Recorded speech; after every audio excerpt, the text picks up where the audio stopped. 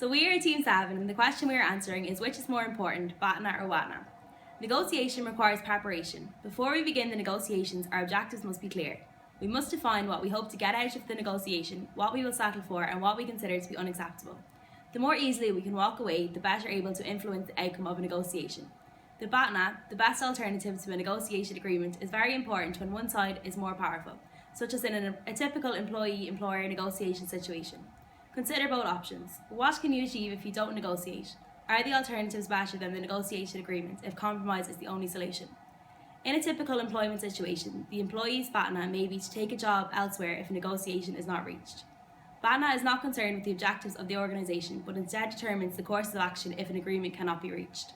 Clients should be able to evaluate whether the opposing party has a strong or weak BATNA to enable them to better understand their positions. Any settlement proposal which is better than a party's BATNA should be accepted.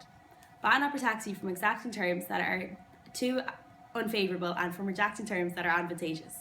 If both parties have a strong BATNA, there would be very little incentive to reach an agreement. In this situation, both parties would be better off pursuing business elsewhere. On the other side, WATNA, which stands for the worst alternative to a negotiation agreement. What are the worst outcomes for clients or the worst circumstances the clients would have to face if they do not settle the dispute? Through understanding WATNA, clients' attentions would be more likely to shift from what they have to compromise in the negotiation agreement to what they could benefit from it.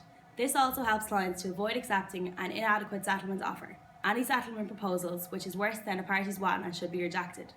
In circumstances where there are limited alternatives, for example, finding the BATNA is non-existent, you only have one job offer, the bargaining power is in the employer's hands.